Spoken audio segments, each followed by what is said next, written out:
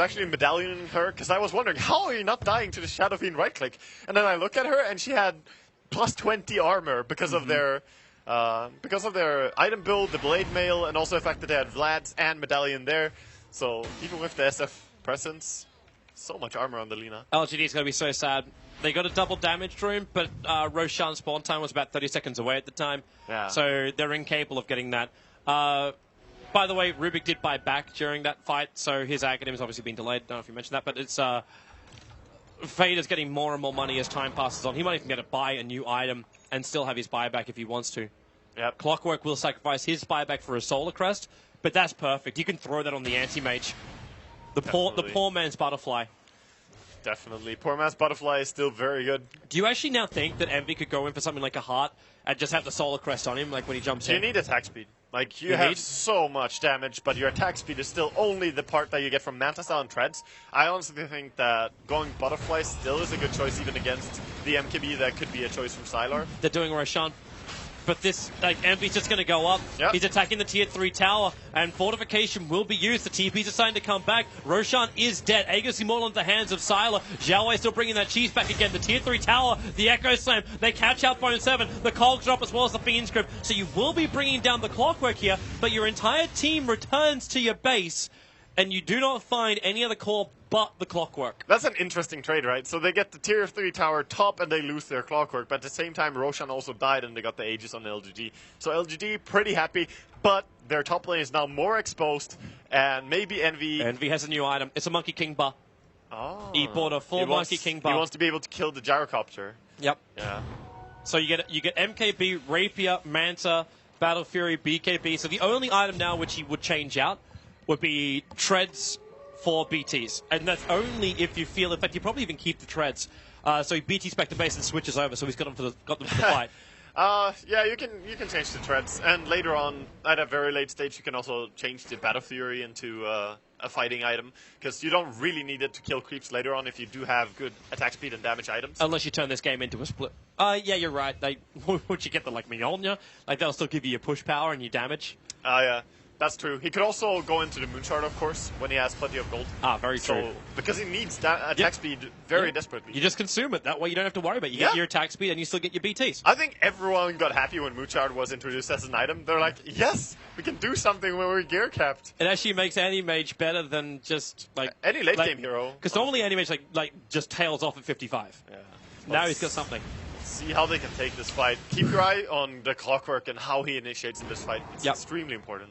We've done this previously. So round 2 for LGD. The Fissure, Sylar, close, they force off him in. Lacuna Blade, Sylar pulled so deep in, but remember, he's got the Satanic and he's using it, but how much life? You've actually got another jump. It was the Clockwork keeping the rest of LGD out, but maybe hitting Fader into the grave. Sylar finally brought down by the Fable of Misery, but the Aegis Immortal will bring him back to the world of the living, and they continue to fight. Fire back in from the Lina. In comes Eternal Envy. The damage on Sylar. How much work can you do? We've got mini bashes. They bring him back maybe as well. A mini bash on him. He's so low, the mana void. He's got full mana, so it won't work, but they get the kill. The SF's down for the count. Echo Slam. Jump in from Yao. The double stuns. Big Daddy. So low. Fader as well. The blade mail. Try and turn the damage. Now Envy. Turn into a chicken. Xiao Wei getting stunned up. Fader from the low ground. Doing the work. Now they move over to Sylar. On the run out of here. They're burning his mana. They have another stun. No, the life structure rate's going to miss. Eternal Envy can jump. Mana void is available. They may just need it to actually control him for a moment. Blink in 1 second time. Is he going to find him? Yeah, he jumps the wrong way. He's running down, not up. Yeah, but that's amazing, though. What a fight. Can I just call out what an MVP Misery was in that fight? He played so good. He shut in the enemy in his base, shut out 4 enemy heroes so that they could not come in and help with that first Fissure.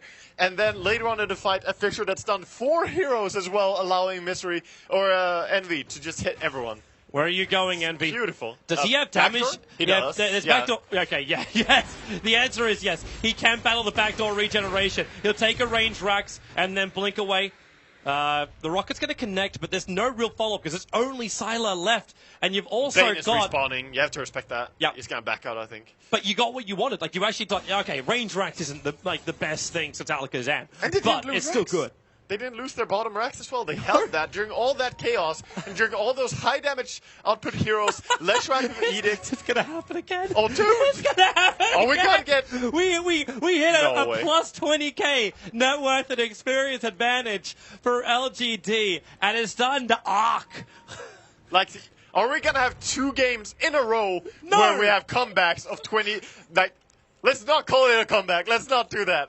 Let's just watch. It's a point where if we were currently in Key Arena, the crowd will be giving I've everything never they've seen got. something like this 2 games in a row. This is actually crazy. It's a huge series. It's such a huge series. And what a way to start the mainstream as well. We already had the greatest start for the wildcard match.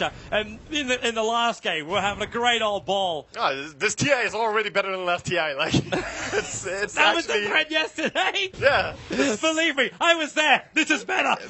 Yeah, it actually feels so amazing. Could not be more hyped. So right now they still have to play this. You know, the funny part is Envy, even though he picked up his Divine and starting to do a lot of work in the team fights, he still only has 3 assists. He doesn't have any kills. Man, okay, this is the point too where LGD have to understand that they need to be able to hit a lot harder, a lot faster. And I think Oh, they're smoking. Sylar is looking at like either like what is it, Daedalus or Rapier. Like these are his only 2 choices that remain. Yeah, I think so. He needs to go more damage. He needs to just go straight into Divine, I think. Yep. Just counter Divine to with Divine.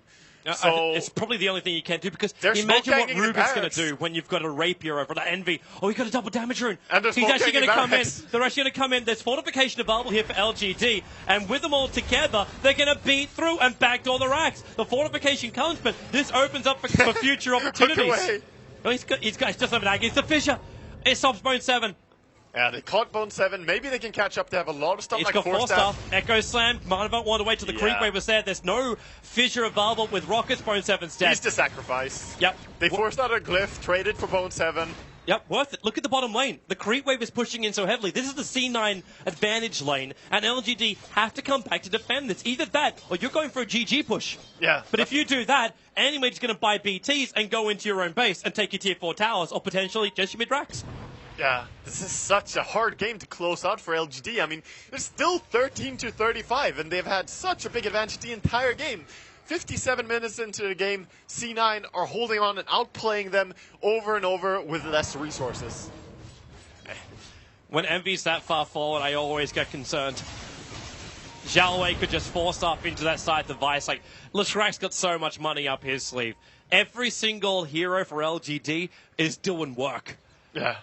But the same thing can be said about Cloud9. Like, Pugna, like, even if it's just a Netherward, it's still helping him out. Oh, the heroes are coming together beautifully, especially the Rubik and Clockwork working together are having a massive impact in terms of controlling the fight, pushing, stunning, all of this.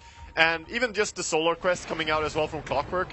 No, they, like, both the drafts are synergizing really well. However, C9 are able to play around LGD a little bit more. Is it time, Sylar? Is it time? It is. Like, just go Oh, ham. no, he's going Abyssal. He's going Oh. Control Factor over on the Animage. This still works. A lot of Animage's gonna come in damage. close, and you get good damage. It's fine. Yeah.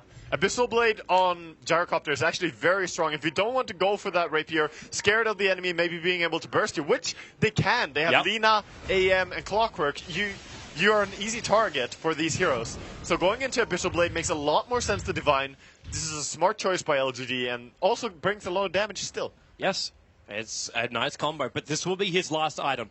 There is no more. Then we have Sylar Moonshard. being Moonshard. Yes, there's always the Moonshard. And Travel too. He's got BTs. Oh yeah, Travel too. Travel yeah. too. Yeah.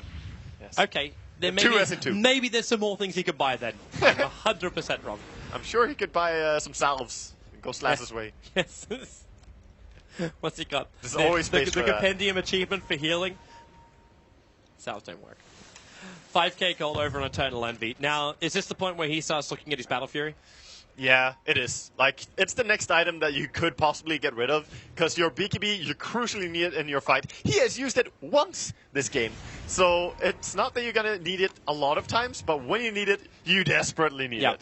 Man, to actually have such a long duration battle for you. You got 9 seconds when we're hitting the hour mark again in this game. Like, it's almost unheard of. Yeah. For a BKB, unless it's brand new. I think moonsharding it up first, and then going into travels, and then switching the Battle Fury is possibly the build. We're almost at a point too where maybe might consider building into a Satanic of his own.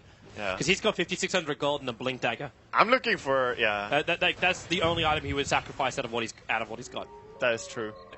Even the 5-second BKB is still going to be worth it. God, it's truly AM up against these two extremely strong carries in the fact of Gyro and Shadow Fiend. They hit extremely hard, but Anti-Mage plays around them, and he has the Divine.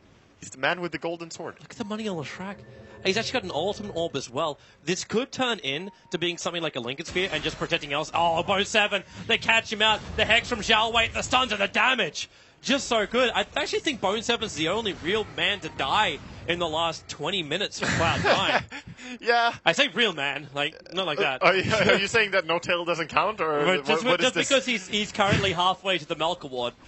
Yeah, but he achieved that in like the first 15 minutes, so he's been actually playing very safe later on. It's just so dangerous. I like the timing for this. Roshan's up in 20 seconds time. You just lost Clockwork. That's your scat ability of Roshan. I don't even know which Rosh this is. There's been so many already. We've already had 2 cheeses. Yeah, so it's 5th? I think it has to be 5th. Yeah. I'm waiting for a nod from like Scriff. Scriff is just giving us the... Scriff doesn't know. Yeah. I'm fairly certain it's 5th. He's giving us the Subson left, Subson right. That's the... Okay, let's see. Roche up, and Sylar is actually checking it now. He has 5.8k gold, so he has the surplus enough to buy his Abyssal Blade. Yep. I wonder if they just give the Aegis to Leshak here. They pretty much have to. It would make sense. And he's got the slot. on maybe... I'll give it to, just leave it on one of the supports. Yeah, maybe. Actually, they gave it. Wait, what did he dropped the Monkey King bar to have the Aegis the Immortal. What? Okay. And now he'll buy up. Well, then you would want to Abyssal Divine Blade. more than Abyssal.